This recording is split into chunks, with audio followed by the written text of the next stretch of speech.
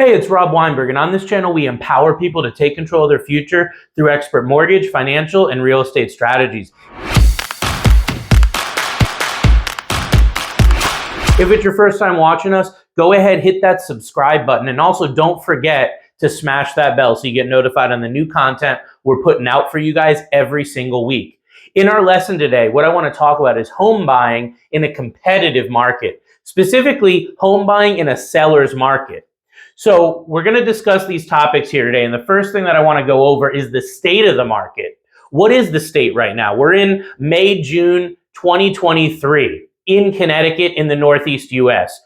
What I would say of this market is a strong seller's market. Highly competitive, low inventory, and high demand, which is driving up prices in almost every area.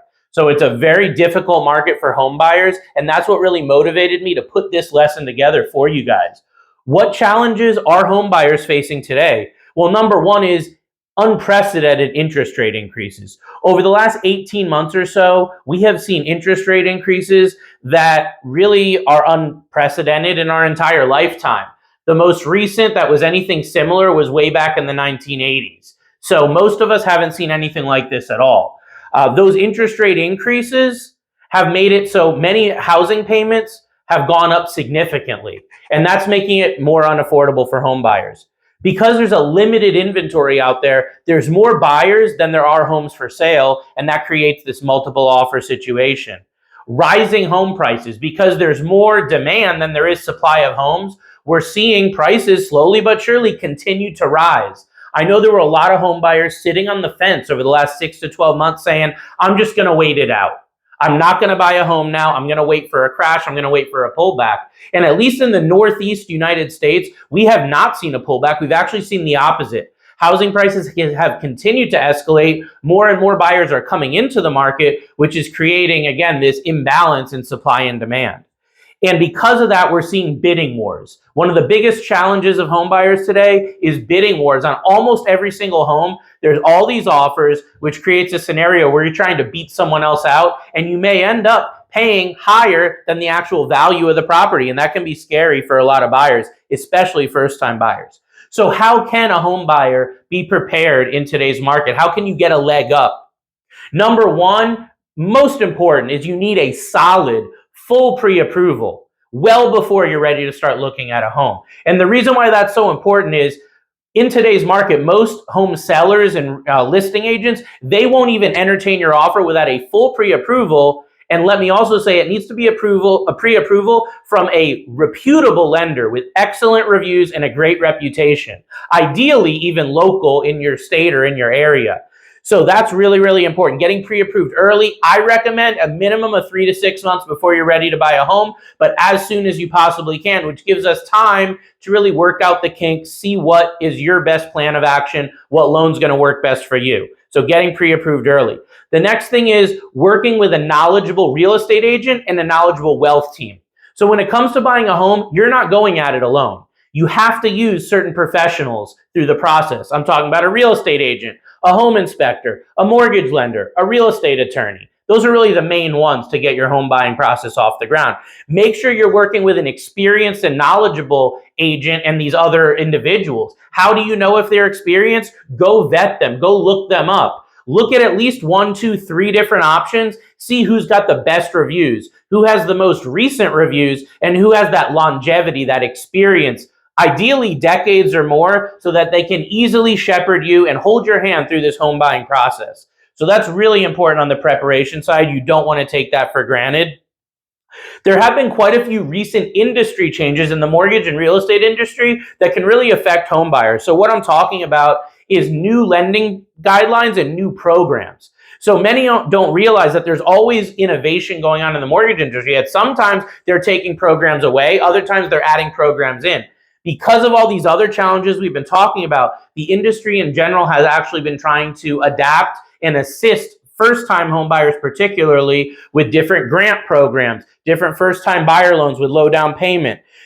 Some loans, they've made it harder to get approved for, like conventional loans, and other loans, they've made it easier to get approved for. Some of the government loan programs are a little bit easier. So keep that in mind. And most importantly, make sure that you're working with a lender in the mortgage industry that actually has multiple options. So I don't want to throw anyone under the bus here, but if you're working with like a local bank or credit union, they only have access to their specific programs. You don't want that, especially if you have an outside of the box scenario. You want a mortgage broker or banker that can get your loan out to other lenders, to other institutions if they can't get you the best deal or if they can't do your loan in-house. You want to make sure you've got someone that has the resources to be able to broker that loan or send that loan through a different underwriting channel, different investor channel that will allow you to get a mortgage done when other banks or programs may have said no. So that's super important on the changes that you'll want to be aware of when it comes to the home buying process.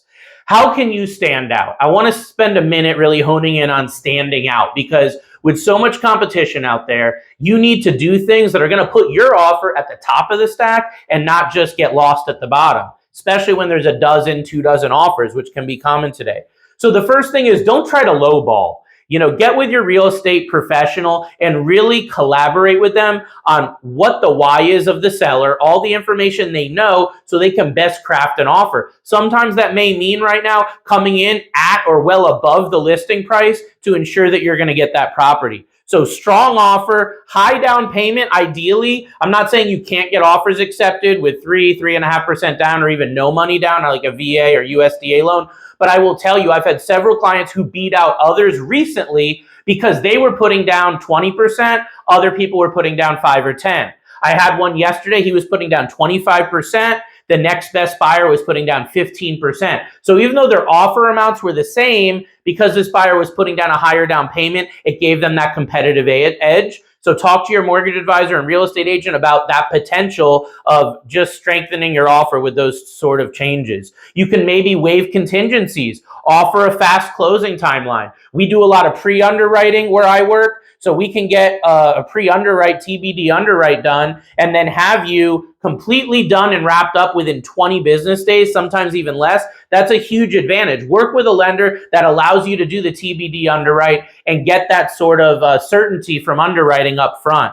Also, lender vetting with the listing agent. This is a big secret I've been using for a while that's helped my buyers get their offers accepted when maybe they didn't even have a shot. And what this really entails is me as the lender, the mortgage advisor, reaching out to that listing agent, to the seller side, to let them know why this is such a great offer, why you are such a great buyer, and why this deal has certainty to close. Okay, so by doing that, a lot of times it will get my client's offer moved to the top of the stack. If they don't get that deal accepted, at least it's in the final running of a couple of offers that have come in. And I've had almost every single listing agent I've spoke with tell me, Rob, you are the only lender that's called me. You're one of the only I've ever heard from during this process when it comes to the offer acceptance, and it really helps you stand out. It really helps you rise to the top. So make sure you're working with a lender that has those resources to help you do that, that has the experience to help you stand out in this ultra competitive and crazy market. So some final advice for you as you embark on your home buying process here.